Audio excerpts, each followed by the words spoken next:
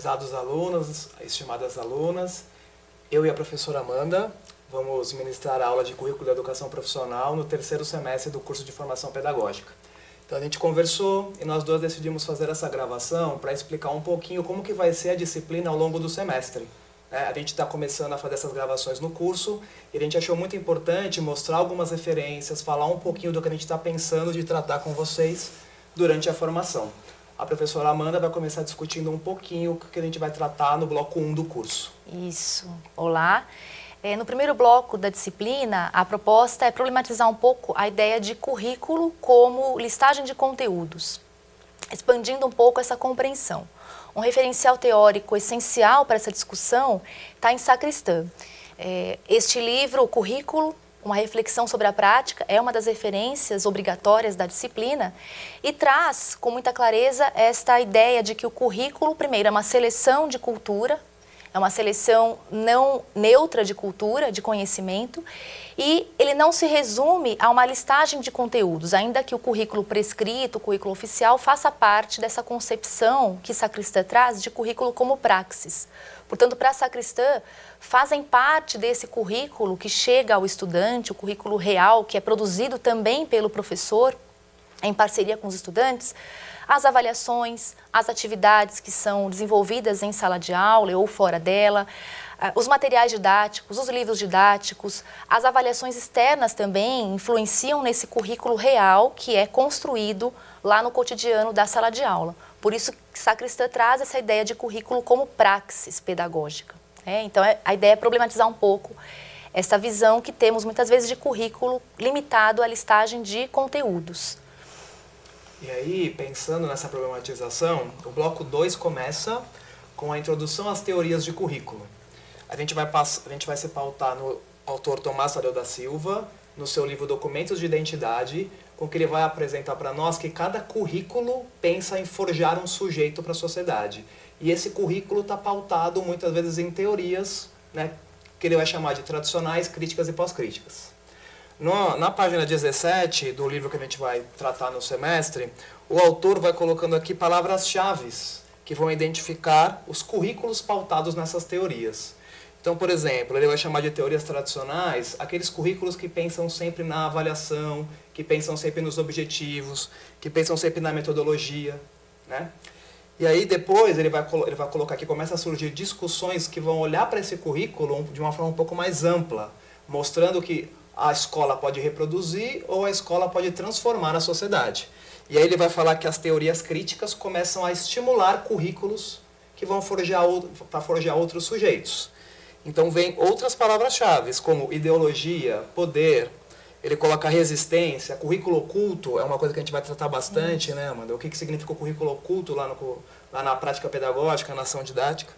E aí ainda o autor vai definir que começa a surgir as teorias pós-críticas em currículo, que vão pautar os currículos, na verdade, E esses currículos vão parar de olhar só para a questão de luta de classe, mas vão olhar para outros marcadores sociais que também fazem parte da sociedade contemporânea.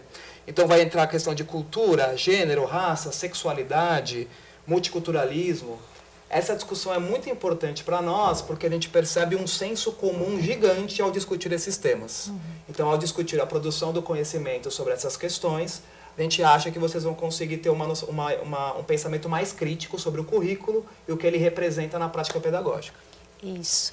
Ainda com essa ideia de que o currículo e as práticas curriculares forjam identidades, entramos também na discussão sobre os documentos curriculares oficiais. Um referencial importante neste terceiro bloco é o livro organizado por Antônio Flávio Moreira e Tomás Tadeu da Silva, Currículo, Cultura e Sociedade. Então, discutir um pouco, primeiro, a não neutralidade do currículo, entender que essa seleção de conteúdos e essas propostas curriculares trazem subjacentes a ela uma concepção que se tem em relação ao conhecimento, em relação ao tipo de pessoa que se quer formar, em relação também ao tipo de sociedade que se quer. Alguns currículos vão se vincular a um modelo mais liberal, mais conservador, enquanto que outras propostas curriculares podem se vincular a uma possibilidade de formação de um cidadão crítico, atuante, que consiga fazer uma leitura de mundo, como propõe Paulo Freire, dentro de uma perspectiva de superação da consciência ingênua rumo a uma consciência mais epistemológica e mais crítica, e que possam, portanto, questionar situações de opressão de classe, raça, gênero, que estão presentes na sociedade. Então, essa discussão também fará parte da disciplina, com a proposta mesmo de olharmos criticamente para as propostas curriculares oficiais e compreendermos todo esse movimento que está perpassando essas propostas.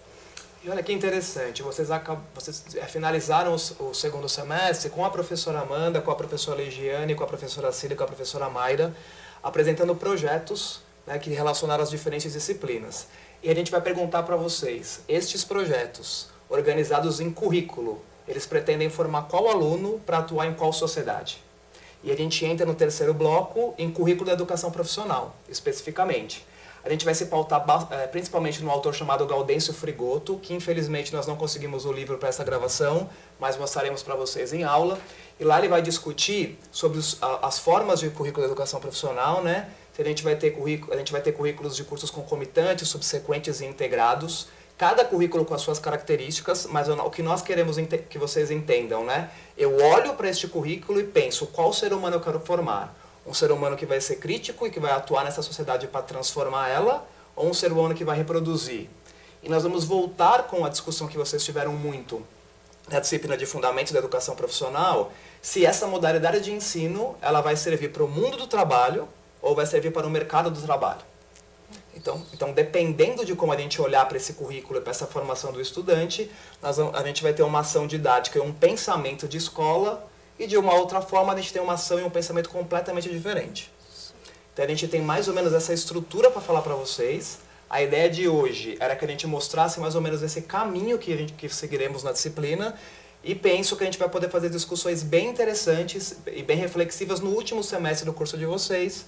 Acabando esse semestre, teoricamente, vocês estão preparados e habilitados para ser professores e professoras na educação profissional de nível médio. Não sei se a professora Amanda gostaria de finalizar com algum recado para a turma. Eu acho que só bem-vindos à disciplina. Espero que seja mesmo um semestre de muito estudo, muitas aprendizagens, enfim, e coloco-me à disposição para o que for necessário enquanto tutora da disciplina. E a gente também já vem pensando nos encontros presenciais, né? E se preparem para que vocês consigam também produzir conhecimento nessa disciplina e não só reproduzir aquilo que a gente vem falando, porque a gente vai defender, no final das contas, que a gente precisa formar um aluno na educação profissional que olha para o mundo do trabalho e que transforma essa sociedade que muitas vezes reproduz as desigualdades colocadas no sistema capitalista. Isso. E dentro dessa perspectiva de competência profissional que engloba não só a dimensão técnica, mas também a dimensão ética, a dimensão humana, a dimensão política. Portanto, essa formação do professor precisa englobar esses aspectos para que seja possível que ele, na sua prática, consiga também forjar esse tipo de formação junto aos seus estudantes. Agradecemos que vocês assistiram ao nosso vídeo, esperamos vocês no primeiro encontro presencial e já um pouquinho antes no Moodle para a gente começar as discussões. Muito obrigado.